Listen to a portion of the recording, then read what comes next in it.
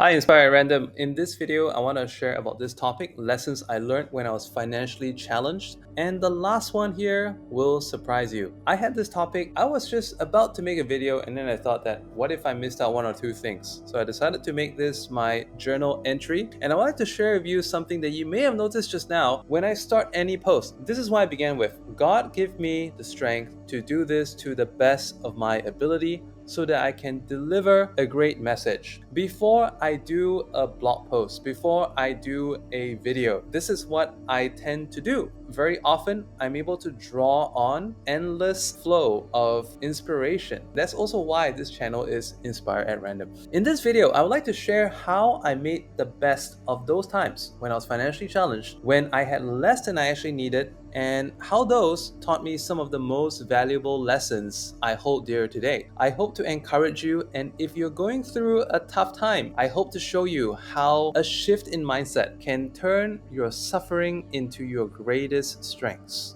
When I had less than I needed, I learned to do more with less. I learned careful planning, and of course, I found out how bad my financial planning skills were. And I discovered the importance of making a fuck up allowance or a fuck up fund. Another way of looking at it was that I did not expect to fail. Whatever room for failure I gave myself was often too modest at best. A lot of you want to review this in your lives as well. It's always great to hope for the best, and we certainly plan for the best, but at the same time, it could be a percentage of incomes that we will put aside into an account that we cannot so conveniently take out from. This could be a savings account that you need to present your passbook in order to withdraw from it, as opposed to something that is linked to a debit card or internet banking facilities. Every month, when you get income, 5%, 10%, send it to this fuck up fund. You're never going to ever touch that. Eventually, when you ever do fuck up, it's there. Best part, if you don't even keep track of how much that is, even better. When I had less than I needed, I learned to prioritize, and just because my income was less than desirable didn't mean there was no income at all. It could be a dress for my daughter's upcoming school play, dog food in a safer pack like 15 kilo versus buying in 3 kilo bags is way cheaper. The electricity bill or car gas for the weekend. Some of us could be used to buying things at once, but realizing at that time that I could not afford to buy all the necessities in a day, it taught me that if I rank them in importance, some of the expenditures could be avoided. Some of it wasn't absolutely essential or necessary. But the main point is I found out if I got these things in time for when they needed to be used, that's all that really mattered. I didn't have to stockpile every single thing. In this way, I found out I could actually get most of what I needed without squashing my lifestyle. For example, I have some incomes that come in on a weekly cycle as opposed to a monthly cycle. So if I rank the items in terms of the priority, if the next income is coming in next Monday, I could get certain things done first. And in that way, I didn't necessarily have to, oh no, this can't be done. Oh, I can't get that. Bulk savings and seasonal discounts. In my house, we're active people and we need good nutrition. When there are good price offs like the occasional 30 to 40% markdown due to a seasonal oversupply in vegetables and meats. I live in Thailand and they locally produce agricultural products. I would buy extra but not to excess. I realized that you cannot really go wrong with this concept. And since then, I've also tested this idea on crypto as well. Just on stable coins, I've been able to get gas money or grocery money with little or no risk. I call this limited speculation within proven ranges. The same concept also works with time. Just as money can be worth more or worth less depending on what you choose to spend it on and when you spend it, 30 minutes of time when you're fresh and focused could be worth 3 hours when you are worn out and lethargic. When I got into the habit of waking early and feeling fresh, it was almost like time was on a discount. By starting earlier, I could get more done. I then also moved my strength workouts to noon. This allows me to recover for sports training with my daughter in the evening. I set boundaries for myself. By being more unavailable to co-workers, being contactable only during certain times of the day, my time became more sought after and my opinions mattered more. And the net result, I have more time for myself and for my family.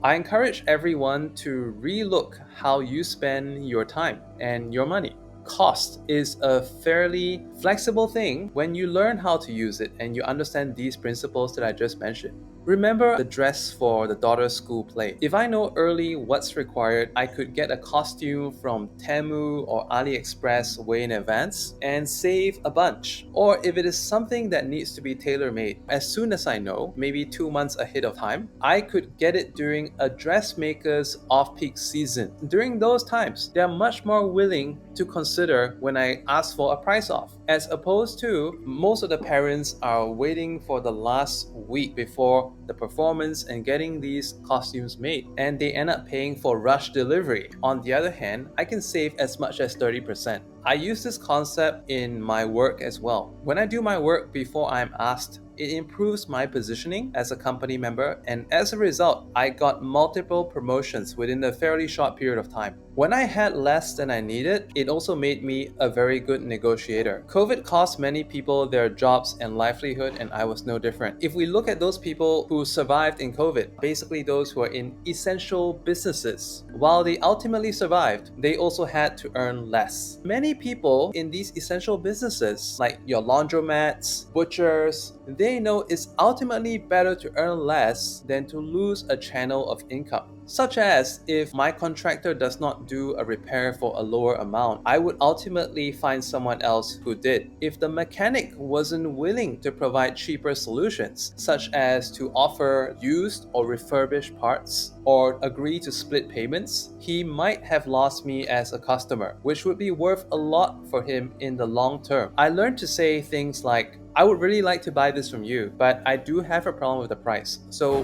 what can you do for me? What other options do you have? I also have to thank COVID about this, because I learned that there must be many others worse off than me. It's not something that you should be embarrassed about to negotiate. In fact, when I negotiate sincerely with the challenges that I face and the problem that I have, when I give sincerity, I get back sincerity as well. It was good to note many of these service providers, they dipped into their creativity, their ingenuity, and resourcefulness to find better solutions, because they definitely realized that it's not just going to be one customer, not just going to be me. And by being able to have a new lower cost solution for something, for example like a mechanic, they earn not so much on the item markups but mainly on labor. So if they have a cheaper solution and they open it up to more people, they now have a new market category and they can continue to accept jobs and provide work for their employees too. To be honest, I negotiated wherever possible, and I found out that negotiation had probably been my most underdeveloped muscle all my life. It's crazy how many retailers are happy to drop things by 5 to 10% just by asking, could I have a discount on that? It's a very simple question, yet most people, they don't. So try that today. I even had my home mortgage shaved as well, because the bank realized that it's far easier to get less from a customer than to lose money if they were to repo the house and then put it up on the market, and there's no guarantee they will have a taker even after slashing the price time and time again. Audit. Supermarkets and department stores have regular audits and stock taking. Most people have many underused or unused subscriptions or memberships that you pay for. The subscription model is basically based on a principle that if you charge small enough a fee that people do not feel a pinch, they will continue to pay it over a long period of time. It is not the get rich quick, but it's the very stable business model. However, if we have a lot of these payments, they definitely add up. So if you go through your Google Play Store subscriptions tab, or your App Store subscriptions tab, or your PayPal subscriptions tab, look at your credit card bill. Have a look and get used to doing these constant reviews once in a while, like once a quarter. Just assess what's used, what isn't. You'll be surprised how much more positive cash flow that you can get just by a few minutes of effort once every 3 months. Ever since I did this, I found out my utility costs became free because of the money that I saved from just weeding out unnecessary stuff.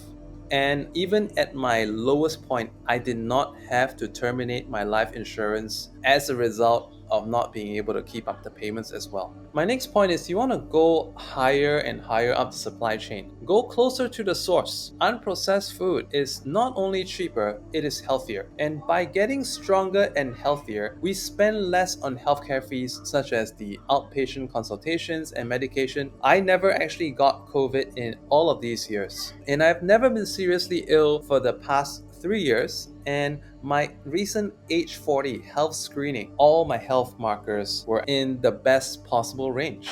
During COVID, food suppliers here in Thailand, they also taken the same route as car companies in the United States. They started doing direct sale to end customers. This way, they are passing the dealers, the distributors, the resellers, etc. And because I still get junk food cravings, I realized I could get fast food tasting product, even exact quality I found, from these food suppliers in their own retail shops. It is a good 30% reduction from the resellers, the supermarkets. For less than the price of a 3-piece fried chicken meal, I could have a full kilo. For those of you who experience heat and humidity wherever you live and use air conditioning, did you know that the dry function on most air conditioning systems saves a lot of money? I live in the tropics and I found out that just by making use of the dry mode, which is to control humidity, I would first turn on the cool function, get to the ideal temperature, and then switch it to dry. Just by trying this out, I saved 30% on my electricity bill. It was a random tip that I found out on TikTok. I still do this to this very day. I live life very consciously now. It's not just about I have more, so I don't need to care about these things. To know and to not take action is to be very ignorant and unwise. Once I knew how far my money can go with better management and strategy, there is no logical reason to pay unreasonably more for things. If I have an excess, I rather spend it on the next hobby, luxury, or to invest it. And speaking of investment, you don't necessarily need to have a lot of money to invest. When you invest, you are actually sending a signal to your mind there is abundance. As little as the investment it can be, it changes your mind from previously I was struggling to get by in payments to now I'm an investor, even if it's just a small amount. For example, Binance copy trading allows you to copy in proportion for as little as $100. I've also bought into Ethereum and Binance Coin at market bottom with as little spare cash as $30 or $40. While you can't get rich with small money, what you cannot get right with small money, you will not get right with bigger money. While this has largely been good for me, there were also traders who used leverage and they were shorting the market aggressively, and there was some kind of a uptick and resulted them in getting liquidated, and I was liquidated. I was glad that I put in very small in comparison to some of the fellow investors. When I invested with a mind that I need this back by the month end, I might just invest this in for the next 3 weeks or so, and then on the 4th week I have to recall it back for my own spending. When I have this mindset, it taught me prudence and carefulness in investment. It's not just about, like the disclaimer says, you should only invest with money that you can afford to lose. Because if you invest as though you can afford to lose, you will never win. Value knowledge. There was a story on social media from over a century ago. It was about this giant ship that had a broken engine. After many people failed to get this ship started again, they found an experienced engineer who came in and solved the problem within 30 minutes and a single swing of the hammer. The boat owner, he had sticker shock because during that time, $20,000, which was quoted to him, was a lot of money. He asked for a breakdown of what this $20,000 was for. They told him the service charge of swinging the hammer that one time was $2. The rest of the $19,998 was for the cost of diagnosing this problem.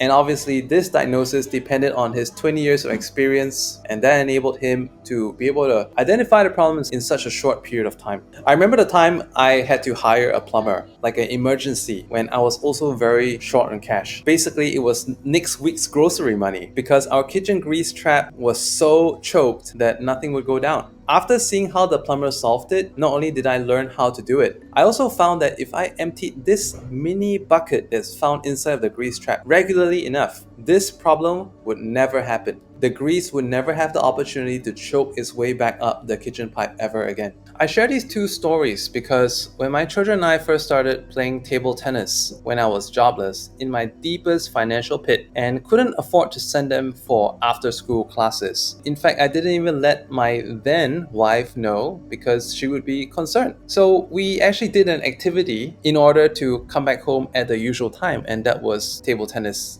at the school. Any direction on how to play the game back then was from observing other people or watching videos on this world's biggest wealth of information called YouTube, such as you're also right here learning from this video right now. Over a year and a half later, when I finally found some stability and occasionally had money to spare, I would hire a coach for classes. It was only the first 3 classes that we had them very closely spaced. This is so that we could develop a muscle memory at the time. Thereafter, we would learn something, practice for days and weeks among ourselves, and then come back to learn the next thing. Fast forward to present, my kids are both on their respective school teams. My daughter is the school champion, and my son is regarded as the most improved player on his team. I wish to compare this to how many parents that you can even think of who hire coaches or tutors for their kids in various sports or music. They have them take 2 to 4 lessons per week. However, their kids hardly improve. And these coaches, they do not draw inspiration from teaching these kids either, because these kids do not have a will or a concept of the self that they want to become. In our example, our coach constantly seemed very interested in our progress. Even though we didn't purchase that many coaching hours with him, he must be glad how much respect we paid towards his guidance and his advices by rigorously training according to the things that we learned, and we practice every skill very well. Finally, this is the thing that I said will surprise you. Eat well and live well, even if it's only once a month. And when you do so in cash, not credit card. You may have a credit card to use, but pay this in cash. You must be wondering why. Once a month or more often, I would visit a nice buffet with my daughter. Once a month or more often, I would go to a shisha bar. Once a month, I would go to a gourmet burger place. Once a month, I'll buy Starbucks. Or I visit a friend at his co-working space and have high-quality imported Italian coffee. Or visit a car showroom. These things seem like a decadence, and they are. It's meant to be a decadence. This is money that could have been more sensibly spent on groceries or utility. But since this is an access, and because we humans are irrational beings, I like to treat my irrational self into believing that a better reality is happening right here and right now. I am driving my dream car. I am chilling out among wealthy people. Therefore, I am wealthy. The point I'm trying to make is you will never get rich by thinking poor. Watch this video once over again and make more sense of these concepts. Start applying them into your life and let me know how it goes. If you're interested in manifesting more for your life, I have a manifestation group. The link is in the video description. It's on the school.com platform, and my group is called Inspire at Random. Thank you.